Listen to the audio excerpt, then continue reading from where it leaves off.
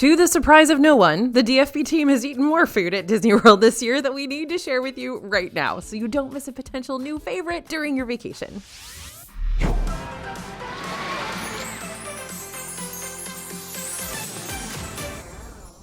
Hey everybody, it's AJ for Disney Food Vlog. Now, a few months back, we made a video that highlighted the best things we've eaten in Disney World so far during 2024, which gave shout outs to a lot of tasty Disney cuisine like my all-time favorite prime rib sliders from Cruise Cup Lounge, the bacon and eggs appetizer from Steakhouse 71, and the gumbo poutine at Scat Cat's Club. But that wasn't the end of the best eats, my friends, because we've had the chance to eat a whole lot more food since then, both new and underrated. So get ready, because this part 2 of Disney World's best eats is gonna come with a whole lot of surprises and unexpected winners, which really are the best kinds of Disney food videos, in my opinion.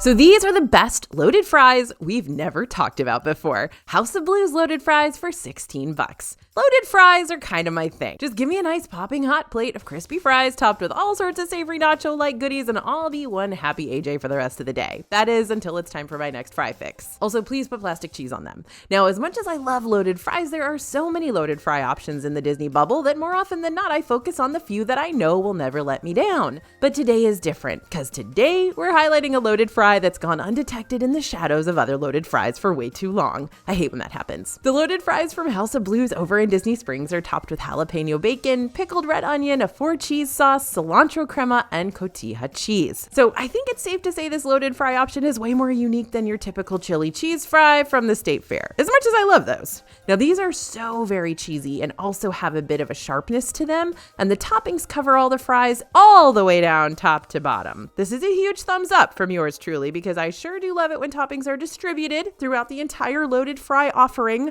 and not just plopped on top, leaving the rest of the fries on the bottom sad and naked. No sad naked fries here. All in all, you got a nice variety of textures, flavors, and toppings with each bite. Good work, House of Blues. Good work. Now, if there's just way too much going on for you in these loaded fries, as I said before, Disney has no shortage of loaded fry options. You may instead want to swing by the daily poutine counter service during your Disney Springs shopping day and grab a classic Canadian poutine topped with 2 ingredients and 2 ingredients only: beef poutine gravy and cheddar curds for just over 10 bucks. Now, how about the best new Magic Kingdom dessert? The Creme Brulee Croissant for around 5 bucks. It's not every day you see me walking into Gaston's Tavern and ordering a pastry that's not the warm cinnamon roll, and yet the Creme Brulee Croissant has changed me for the better, as they would say in Wicked, hopefully. The Creme Brulee Croissant is made of crispy, flaky dough that's filled with vanilla bean custard. Now this treat might be messy, but it is worth getting your hands a little sticky for. Just make sure to pack the wet wipes. The caramelization on top is sweet and sticky with a hint of char flavor, adding a nice texture to the croissant as a whole, and on the inside you've got a yummy vanilla bean custard with a light vanilla flavor. If you love croissants or even filled donuts, this could be just the sweet treat you're looking for. However, if you want something more savory during your visit to Gaston's, you don't have to rely on 5 dozen eggs to get the job done. You just have to order the ham and Gruyere tart for a little over $9 instead. This is one of my favorite new pizzas in Disney World. When it comes to Disney and spicy, they usually keep things pretty toned down, but over at Morimoto Asia Street Food inside Disney Springs, they are not afraid to crank up the heat.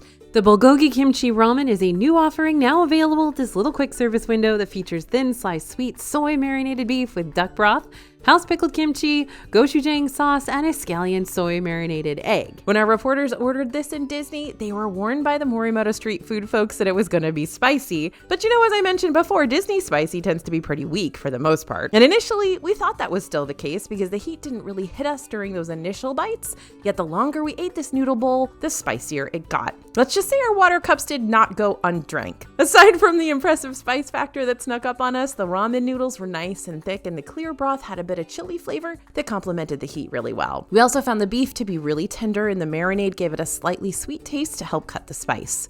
Then there was the marinated egg, which was, again, cooked perfectly. Overall, this ramen bowl is a decent portion size with a lot of meat and noodles to help fill you up. However, if you're not super big on spicy, or you know your tummy's gonna hate you right after that first bite, there's also a ginger chicken ramen bowl on the street food menu that you might want to try instead. This has sake steamed ginger chicken, a soy marinated egg, scallions, cilantro, and sesame recipe, all for $12. Now, if we could just get them to do those Mickey-shaped yolks the way they do in Tokyo Disney. By the way, before we get any further into today's video, we've got a free DFB guide that we're wanting to send to you, featuring our top 10 restaurants in each Disney World park, including Disney Springs. In this guide, we'll give you a quick rundown of each restaurant's location, price point, why we love it oh so much. Just scan the QR code you see on the screen now, or head to disneyfoodblog.com/top restaurants to pick up your guide after this. Next up, we've got the best elevated grilled cheese at Roaring Fork for around $9. There are grilled cheese sandwiches, and then there are elevated grilled cheese sandwiches. Well, I'd happily take both options because cheese is cheese and I love a grilled cheese. The elevated grilled cheeses really set the bar for cheese-based sandwiches. And the new elevated grilled cheese at Roaring Fork inside Wilderness Lodge not only reaches the bar, it surpasses it. The grilled cheese sandwich at Roaring Fork is made with a 4-cheese blend, bacon, and crispy onion straws in 2 slices of fresh sourdough bread. This is a great grown-up grilled cheese. The sourdough is fresh and has a flavor all on its own, and even with its thin slices, it's still sturdy enough to handle the multiple toppings without losing integrity. We also love the addition of crispy onions, which are like the crispy onions that you'll find sprinkled on the top of like a green bean casserole that Aunt Susan whips up every Thanksgiving. I love Aunt Susan. So if you've ever put potato chips on your sandwich for a little bit of extra crunch, that's sort of what it tastes like, except oniony. Now the bacon on here is also crispy and makes this sandwich a more substantial meal overall. But hold on there, folks, because Roaring Fork has even more new options that you might want to try next time you're out exploring the great outdoors, like the focaccia caprese, which is made with fresh mozzarella, tomato, basil aioli, and a balsamic reduction on fresh focaccia bread. Doesn't it sound healthy? I know, very fresh, very summery, all for just over $9. And then there's the smoked sausage for just over $10, topped with braised peppers, onions, and served inside a French roll. Now we've got the best entree for under $10. This is the full Montague for $9. Earl of Sandwich, they could never make me hate you. Not when you're one of the few most affordable quick services in the Disney bubble. This classic Disney Springs quick service is most well known for its hot sandwich options, and the full Montague tends to be the fan favorite here. Did y'all know that the Disney World location of Earl of Sandwich was literally their flagship, their first location? A lot of people don't know that. I'm old enough to have been there when they built it. Anyway, the full Montague is a classic. It's made with roasted beef, turkey, Swiss cheddar, lettuce, Roma tomato, and the Earl's mustard sauce. This sandwich had a lot of great flavors to it. The lettuce and veggies are crispy, the roasted beef and turkey are well cooked, and the Earl's mustard sauce is there, but definitely doesn't overpower the rest of the flavors. Then there's the sandwich bread, which is slightly sweet and tastes kind of like the Parker House rolls you find at your local grocery store, which added a whole other flavor profile we love. Yep, there's a reason this sandwich continues to be a crowd pleaser, but if you're already burnt out on sandwiches, because you might find yourself eating a lot of them all trip long, Earl of Sandwich also has a selection of other eats you might want to try instead, like one of their handcrafted wraps, salads, or soups. So our relationship with Impossible Meat has always been kind of rocky. Sometimes it's good, sometimes it's not so good. But surprisingly enough, one of our favorite Impossible burgers in all of Disney actually comes from a hotel pool bar. Now, usually we visit Hurricane Hannah's at Yacht and Beach Club to get a nice cold cocktail that makes us go, now this feels like we're on vacation.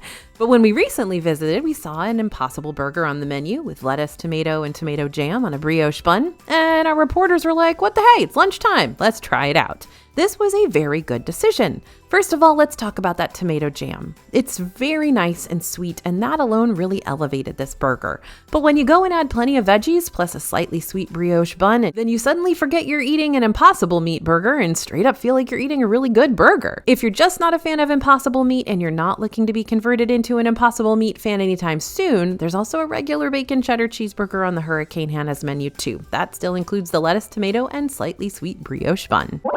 Now, while some of the Disney resorts do have s'mores kits that you can purchase to make your own s'mores around their complimentary campfire pits, you can also purchase really bougie s'mores in Disney Springs. Over at the Ganachery, those ooey gooey artisan s'mores are made with thick marshmallows torched to order, along with melted chocolate and a thin layer of salted caramel ganache, all of which is stuffed between 2 super soft house-made white chocolate covered graham crackers. And get this, occasionally this little chocolate shop also offers seasonal and specialty s'mores flavors too, which you'll want to be on the lookout for during your next visit. Now, these aren't new. These have been around for a long time, but usually they were seasonal. Now you can get them year-round. S'mores, of course, aren't the only reason to visit Ganachery.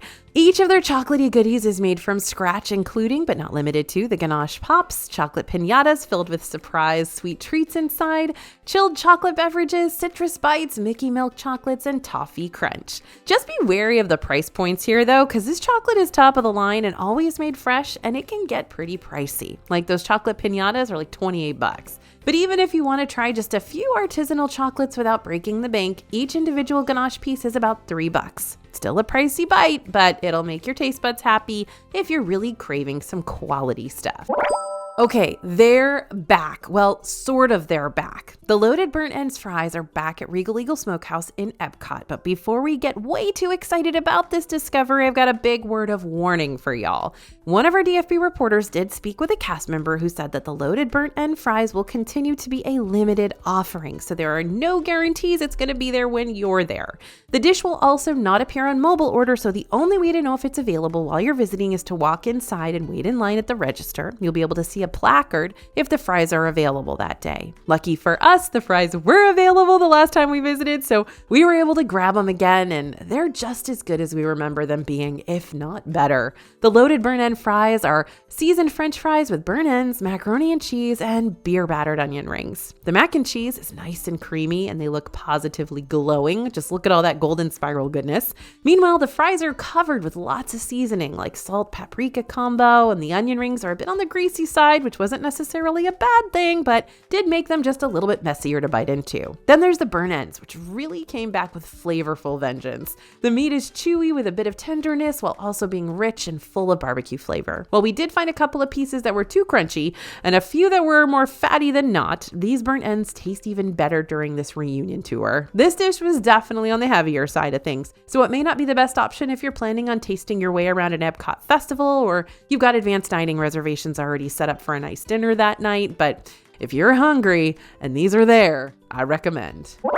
You know what they say, if it ain't broke, don't fix it, which is how we feel about ordering a classic ice cream float over at the Plaza Ice Cream Parlor on a hot Magic Kingdom day. This is a treat that goes way back and has a very basic yet effective execution. You plop a scoop of Plaza ice cream into one of their fountain sodas and bada bing bada boom, greatness is achieved. Last time we ordered this, we opted for a scoop of vanilla bean ice cream into Fanta orange soda. It was delightful, like drinking a creamsicle. I know. An ice cream float isn't revolutionary or anything. We'll have more revolutionary floats featured later on, spoiler alert. However, it's a trusted treat for a reason. There are so many ice cream soda combinations you can try, meaning everyone in your family can customize their afternoon snack just the way they like it. Plus, everybody knows you go to Disney World for nostalgia, right? And what's more nostalgic than a classic ice cream float? If you want something other than a float, however, Plaza Ice Cream Parlor can do that too. You got other sweet treat delicacies that you can order here, like sundaes, ice cream cookie sandwiches, artisanal shakes, or even just your basic single double scoop in a cone.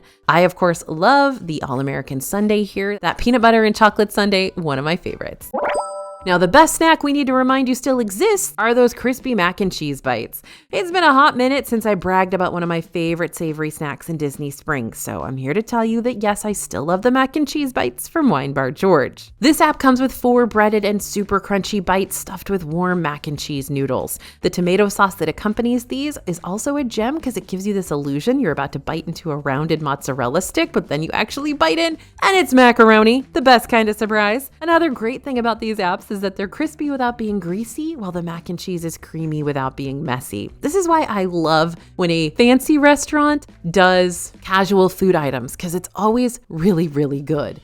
And guess what? You don't have to book a table at Wine Bar George to get these. If you want to try them on the go, Wine Bar George's nearby quick service window, The Basket, also serves them for the same price, along with a few other items straight from the bar's main menu, like the house-made hummus, the olive oil cake, the key lime pie, and the frozen wine slushies. They also have that unbelievable millionaire shortbread there that you gotta get. Heads up, I'm gonna pick the millionaire shortbread over the olive oil cake any day. I do not understand an olive oil cake. Now, the main downside with the mac and cheese bites is because you're getting 4 for $16, you're paying $4 per bite, which feels kind of steep.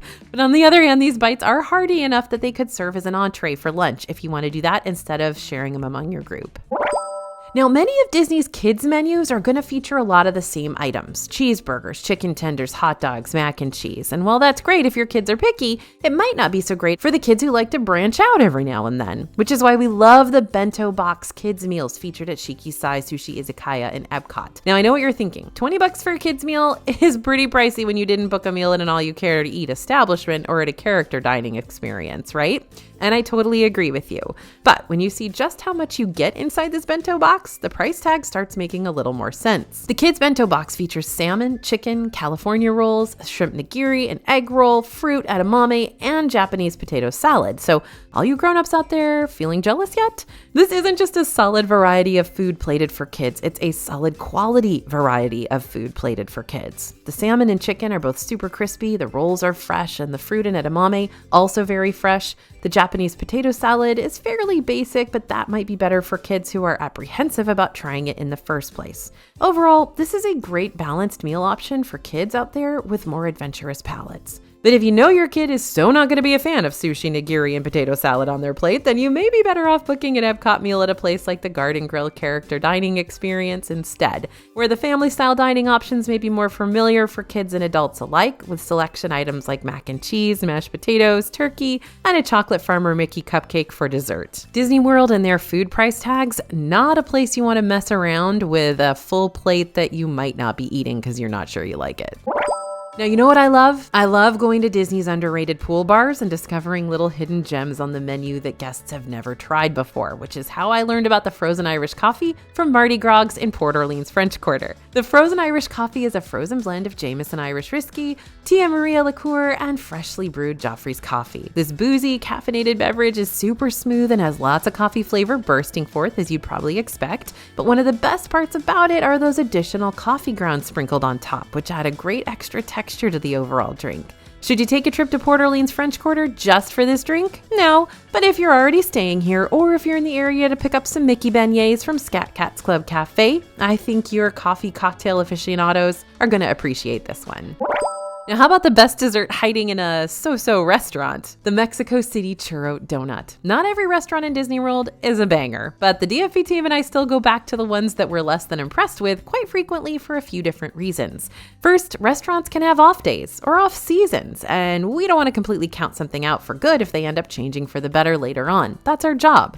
We got to keep our DFB guide to Walt Disney World dining updated all year long, meaning we need to make sure the information we're telling you about in said digital guide is still relevant. You can find our guide over at dfbstore.com. Just make sure to type in code YouTube to apply an extra discount before you check out. And even if these mid-tier restaurants don't meet our standards as a whole, they might still have one or two standout items that make us go, hello, why can't all your food be this good? Which is how we feel about the Mexico City Churro Donut at Paradiso 37 in Disney Springs. The churro donut here is dusted with cinnamon and sugar, then further topped off with vanilla ice cream, caramel, and chocolate sauce. And it sounds simple, but it's great. Basically, it's everything you love about a churro, but shaped like a donut. It's all very sweet, and the ice cream adds a great creamy touch. As far as the chocolate and caramel sauce is concerned, it's actually hiding out underneath the donut itself, so make sure you unearth that so you don't accidentally eat around sauce. And when it comes to dining at Paradiso 37, I'm a way bigger fan of their desserts, appetizers, and drinks, but not a huge fan of their entrees the majority of the time, so I'd recommend maybe snacking at this location, but saving the majority of your stomach space for one of Disney Springs' much more satisfying table service spots like Homecoming, or the Boathouse, or Haleo, or Raglan Road. But if you are at Paradiso 37, definitely get that crazy corn appetizer. It is so good. Okay, so what's the best meal for when you're on a budget, but starving? Right up there with Earl of Sandwich, we got to give Chicken Guy in Disney Springs a big round of applause for not only being tasty, but one of the other most affordable dining options on property. Sure, you can get a basic 3-piece chicken tender entree with 2 special sauces for under $8 and call it good, but if you're super duper hungry and 3 chicken strips ain't gonna cut it, then you're gonna need to turn to the chickeny bigwigs for help. The Big Bite sandwiches give you a choice of either 2 crispy fried or grilled chicken tenders topped off with lots of different ingredients inside a nice golden bun. You got a few different different Big Bite options to choose from on the menu, but one of our new favorites is the Hot Honey Big Bite sandwich, made with 2 hot tenders, Nashville hot honey, American slaw, and pickles. It's sweet and spicy, which is pretty much the perfect combo for Team DFB. The crispy chicken is tender on the inside, and you've got some nice crunch and brightness coming from the slaw and pickles. For some, this might be a little too much flavor if you're looking for a more basic chicken sandwich, but don't worry, there is a Big Bite option called the CG Classic that's a bit more on the mellow side of the flavor spectrum with classic chicken sandwich ingredients like lettuce, tomato, onion, pickle, and that special sauce. Now, how about the best Dole Whip that doesn't get enough love? Aw, why has it been so long since we've talked about the I Lava You float at Sunshine Tree Terrace and Magic Kingdom? I can tell you why. The Tropical Serenade from Aloha Isle likes to steal the attention in Adventureland when it comes to fruity, frosty floats. She's kind of a diva. That being said, the I Lava You float deserves some time in the spotlight too, because who knows, you might wind up preferring this one. A lot of our team does. The I Lava You float is made with Fanta strawberry soda and passion fruit flavors, served with Dole Whip orange and topped off with popping candy. Now, what can I say? This thing is tropical, fun, and packed with refreshingly fruity flavors. Plus, I just love this particular Pixar short. I think I Lava You is the cutest short ever. Anyway, the Dole Whip complements the strawberry soda really well. When the 2 items touch, they form these tiny little frosty crystallized bites, which is an unexpected but really nice added texture. And come on, regardless of how old you are, you can't not smile when you've got popping candies tickling your tongue. You just can't.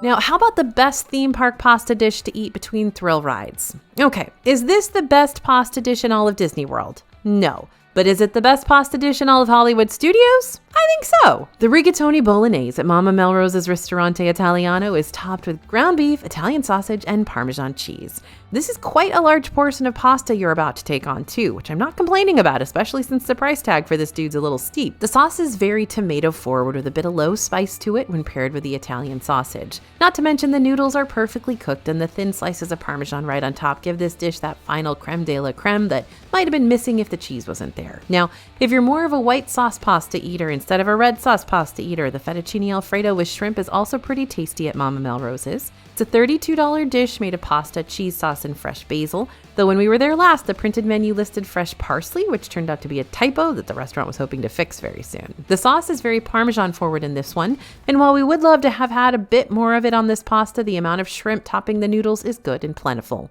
They're also good-sized shrimp too, very plump and buttery, and great for seafood fans who can't get enough of their shellfish. Okay, now I'm passing the baton to you. If there were a part 3 to today's video, which Disney World entree, snack, or drink would you want to see featured and why? We are fully aware that these menus change every single day and you might have been somewhere that we haven't been yet, so I definitely want to hear your favorites. Remember, if you haven't already, make sure to check out the best things I ate in Disney World so far in 2024 Part 1.